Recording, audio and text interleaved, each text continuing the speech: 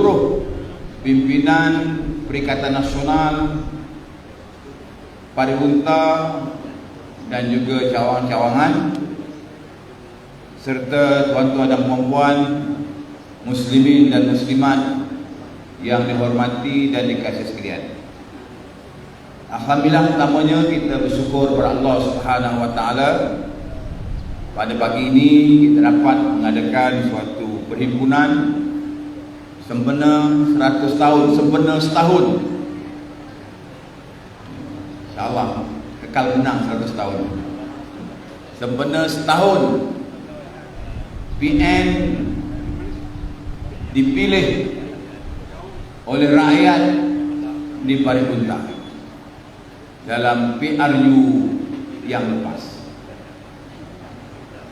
Kita bersyukur kepada Allah Subhanahu wa taala kerana kemenangan yang kita capai adalah kerana pertolongan Allah Subhanahu wa taala. Kehendak Allah Subhanahu wa taala.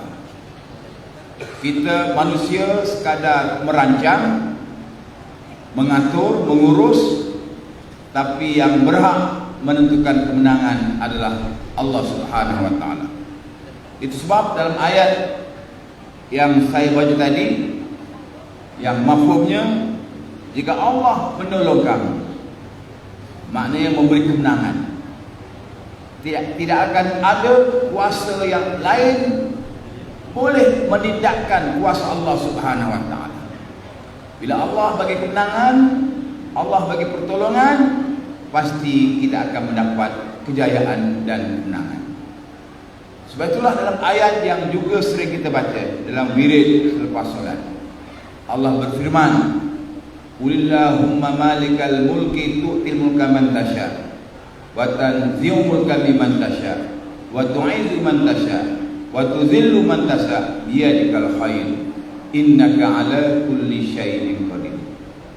Maksudnya, katakanlah ya Muhammad bahwa Allah yang mempunyai kuasa pemerintahan. Allah boleh bagi siapa sahaja kuasa pemerintahan kalau ia kehendaki. Allah boleh cabut kuasa pemerintahan kalau ia kehendaki. Allah boleh muliakan siapa sahaja yang ia kehendaki, dan Allah boleh hina siapa sahaja yang ia kehendaki. Semuanya di tangan Allah Subhanahu wa taala. Hari ini Allah memberi kemenangan yang besar kepada PN Negeri Perak dengan pencapaian yang sangat terbaik, rekod dan sejarah yang paling terbaik dalam sejarah perjuangan PAS bersama dengan rakan-rakan kita. Kita pernah bersama dengan Pak Plohnan tahun 1990 pada waktu itu, tapi di Perak kita tidak dikurniakan kemenangan. Kita bersama dengan Pakatan Rakyat pada tahun 1999. Alhamdulillah, PAS waktu itu sama dengan Pakatan Rakyat, PAS sahaja mendapat 3 kursi, dengan parlimen 2 kursi, termasuk parlimen Paripurna. Kemudian kita bersama pula dengan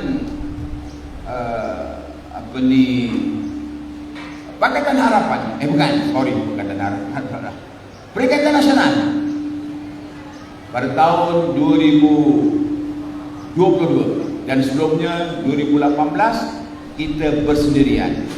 2013 kita masih lagi bersama dengan Pakatan Rakyat daripada 6 kursi pada tahun 2008, dan kita berjaya membentuk kerajaan di Perak waktu itu dengan menteri besarnya daripada PAS. Tahun 2013 kita gagal untuk merampas semula kerajaan yang telah pun dijatuhkan angkara khianat rakan-rakan kita daripada PKR dan juga DAP. Tapi alhamdulillah pada tahun 2018, walaupun kita berseorangan, kita hanya mampu meraih kemenangan dengan 3 kursi, dan bila PS jatuh kita berjaya memerintah negeri Perak dalam tempoh 3 tahun. PRU yang ke-15 baru-baru ini, satu pencapaian yang sangat terbaik di negeri Perak. Kita berjaya mendapat 24 kursi, kurang 4 kursi kita jadi kerajaan. Jadi peringkat pusat kita berjaya meraih 74 kursi, dan kita berjaya menghantar SD yang cukupnya untuk kerajaan. Tapi yalah, ini kerja Allah yang menentukan, bukan kerja kita. Walaupun dah cukup SD-nya, tapi ini kerja Allah Subhanahu Wa Taala. Mungkin ada hikmah di sebalik itu. Tuan-tuan dan puan-puan sekalian, saya tidak berhasrat untuk cakap panjang.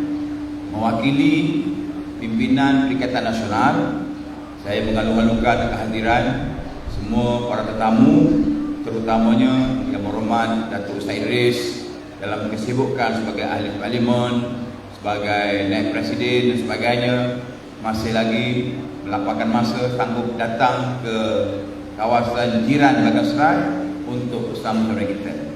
Juga mengalung-alungkan kehadiran Yang Berhormat Datuk Seri Syahidat Kasim, datang daripada Arau jauh sampai dekat pukul 12 tengah malam tadi, sembang-sembang, borak-borak, dekat pukul 1 baru tidur.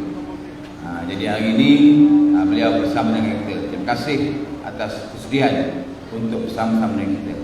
Jadi saya ucapkan terima kasih kepada semua yang menjayakan program sambutan ini.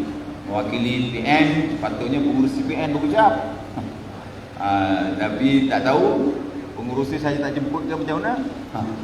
Jadi lepas saya ucap, kod ada ucap apa ni? Kena bagilah pengurusi mana? Lepas ni ucap. Pengurusi PN kena ucap. Patutnya pengurusi PN dulu. Tapi Saul jemput saya, tak apalah, saya ucap dulu. Betul, panggil pengurusi PN pula, berucap. Sepatah dua kata dia, bukan banyak mana pun. Boleh kan kita berjaya? Itu sekalian, saya diminta untuk membuat satu pengumuman yang penting demi gerak kerja kita.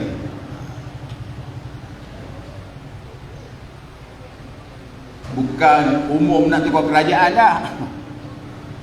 Bukan umum nak sokong PMX dah. Cukuplah dengan 6 orang. Harap tidak ada yang ketujuh ya. Datuk Seri, kau ada yang ketujuh? Harap tak adalah, cukuplah 6 orang. Hanya kerana masalah peruntukan. Kita orang PAS sejak zaman dulu-dulu lagi, waktu Datuk Seri Saidam dalam BN lagi pun wakil rakyat tidak pernah diberi peruntukan. Ustaz Degil pernah jadi ahli parlimen pada pilihan raya tahun 2013. Satu penggal tak dapat peruntukan, elok dia boleh berbakti pada rakyat, tak ada masalah. Boleh bagi sumbangan pada rakyat, tak ada masalah. Lebih separuh barangkali allowance yang diterima oleh Ustaz Degil hari itu habis untuk rakyat, sebahagiannya untuk keluarga dan juga pergerakan. Kita biasa. Sebab hari ini kalaupun kita dinafikan peruntukan, sebab di zaman Datuk Ismail Sabri atas persetujuan dengan PH waktu itu di bawah Datuk Seri Anwar PMX sekarang ini diberi peruntukan yang sama macam yang ahli parlimen kerajaan depan. Tapi hari ini kita dinafikan. Datuk Seri Syahidan Kasim yang hebat dan dahsyat tiap-tiap kali berucap di parlimen, ya, minta supaya peruntukan diberi. Ini hak, bukan hak wakil rakyat, hak rakyat. Bukan hak kita, hak rakyat. Di parlimen kita ada 2 don, satu parlimen luas Bagan Serai, 3 don, lagi banyak rakyatnya ramai. Mereka perlu dibantu, bukan untuk kepentingan kita. Kita setakat makan minum dengan elok yang ada cukup. Namun sekalipun tidak diberi peruntukan oleh kerajaan, kita masih boleh berbakti. Kita boleh bagi sumbangan lagi pada rakyat sekadar yang kita mampu lah. Elon kami ini hampir 50% untuk rakyat, untuk pusat khidmat, untuk parti. Kita bagi pada parti peringkat pusat, kita bagi pada parti peringkat negeri, kita bagi pada parti peringkat kawasan. Untuk pusat khidmat, bayar elon dan sebagainya, itu pun dah dekat 50%. Ada baki sikit lagi untuk keluarga, untuk perjalanan.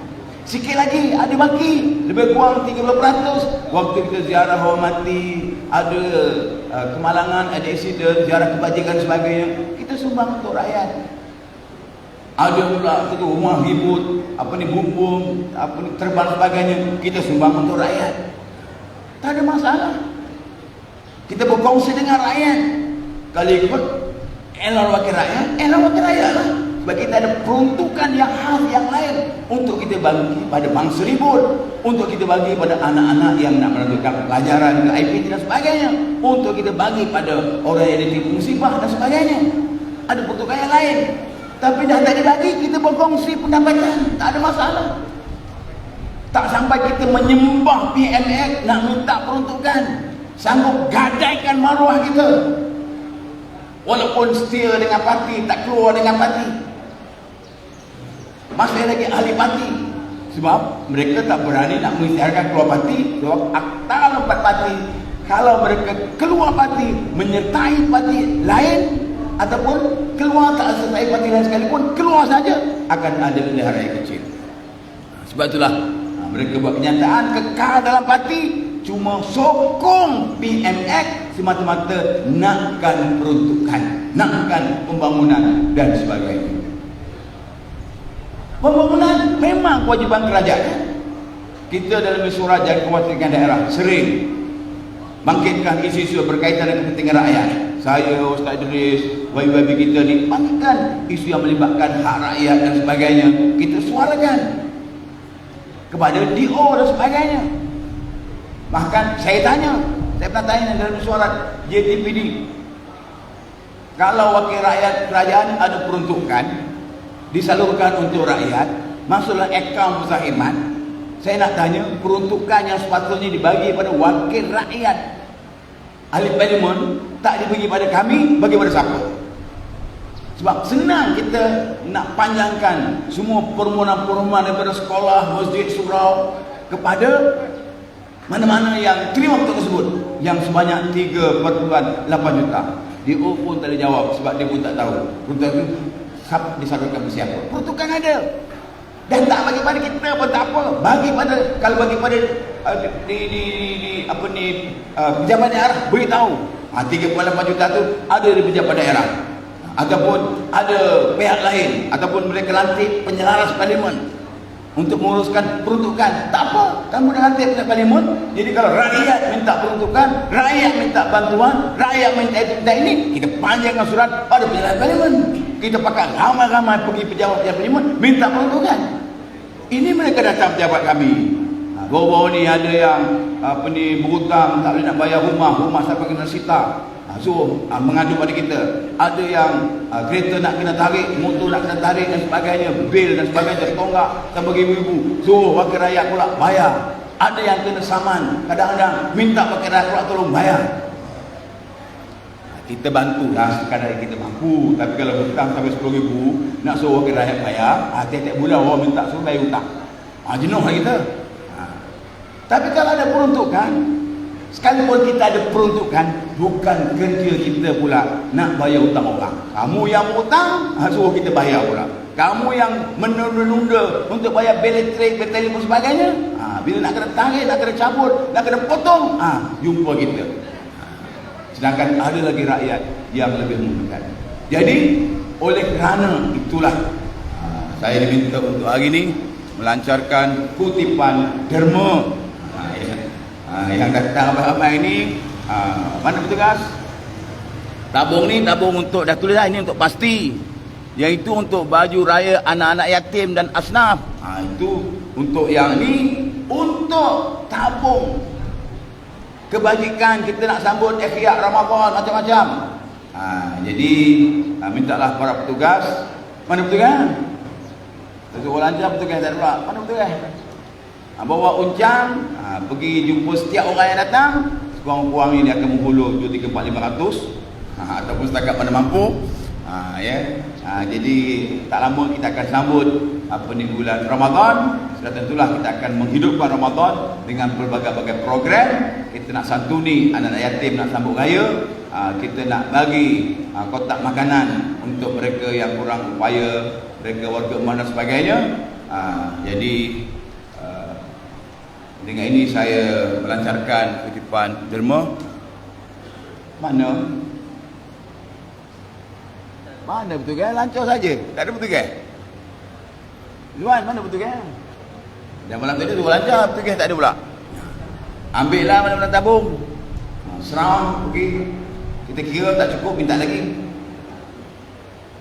Tak ada. Lancar saja. Lancar. Selagi tak ada yang kutip, saya tak nak berhenti cakap. Kena ada yang kutip. Dah lama. Masalah dah lama kita tak buat program kutip. Kita derma tu jadi slow sikit. Yang nak derma tu ada. Yang nak kutip. Ambil kopiah lah. Pakai tak ada palung. Ambil kopiah. Tu dia. Palung. Ada tabung. Bergerak. Tuan ada plastik dah. Okey. Terima kasih. Okey. Jadi terima kasih atas sumbangan. InsyaAllah kita akan manfaatkan segala sumbangan tersebut untuk program-program ikhtiar Ramadan dan sebagainya. Yang tak lama lagi insyaAllah kita akan sambut Ramadan dengan berbagai-bagai amalan. Jadi sumbangan tuan-tuan kita akan panjangkan supaya pahalanya akan berterusan insyaAllah. Terima kasih pada semua pihak yang diikut program hari ini. Mudah-mudahan kita akan dirahmati oleh Allah Subhanahu Wa Taala, dan saya mengharap tunggu sampai selesai sebab kita ada jamuan. InsyaAllah dalam pukul 12 kita akan menjamu saudara dengan seekor lembu berjaya ditumbangkan dan kita masak di Toroyo malam tadi. Sahaja sekian. Assalamualaikum warahmatullahi wabarakatuh.